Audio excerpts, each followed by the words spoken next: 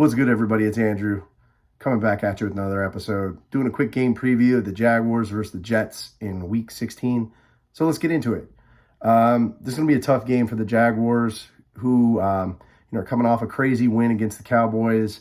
But, they have a short practice week and also a short week to recover.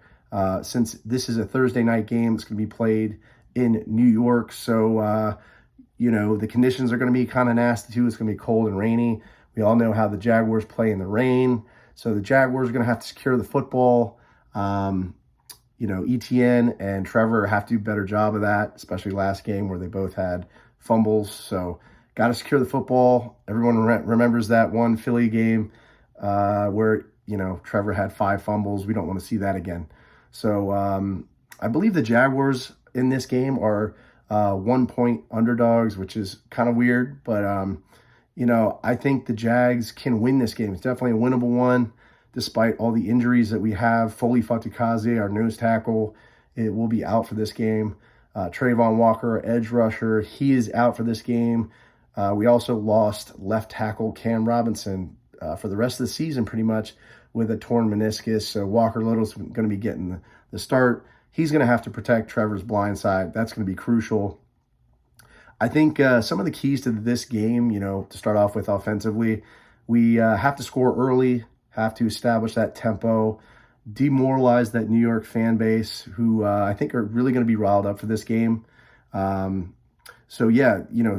scores, don't give away the football, as I said, limit the turnovers. Work the RPO, right? I mean, I say this most games, right? But you got to mix up that run-pass option, open up that passing attack there, move the chains, but also let's be aggressive. Let's create some mismatches there with Zay Jones like we did last week.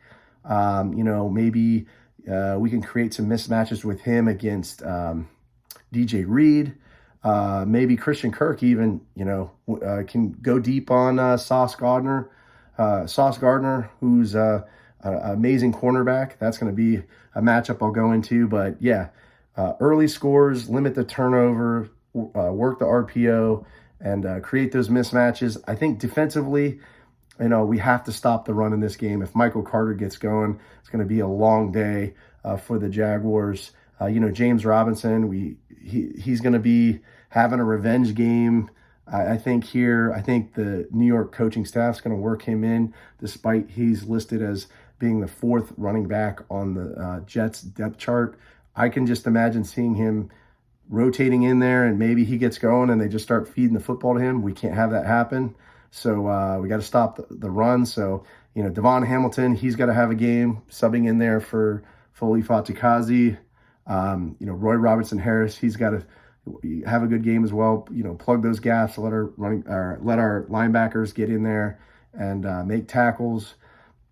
Have to get pressure on the quarterback. Zach Wilson is going to be starting in place of Mike White. So, he can chuck the ball, but he can also run as well. So we have to get pressure on him, maintain that outside contain. Someone's going to have to shadowing him, from the Jaguars defense, whether that be Devin Lloyd or maybe Josh Allen. Somebody's going to have to make sure he doesn't get off the edge there and, move the chains and get first downs with his wheels. So that will be integral. Mike Caldwell is going to have a good game plan going into this. I'm assuming he's going to, kind of try to mask some of these coverages, maybe mix it up with man and some zone to try to confuse, Zach Wilson, because he's known to kind of throw it, up for grabs. So maybe we can force some turnovers with our secondary, whether that be Tyson Campbell or Darius Williams. The Jags secondary is going to have to tighten up there, and force some turnovers. But let's go into some of these key matchups real quickly. First one is Jags edge rusher Josh Allen versus Jets left tackle Dwayne Brown. That's going to be one to look out for. Josh Allen had a sack last week against the Cowboys. He's been fairly quiet this year, despite this actually being a contract year. So hopefully he could get pressure on the quarterback, maybe force some turnovers as well, maybe some strip sacks.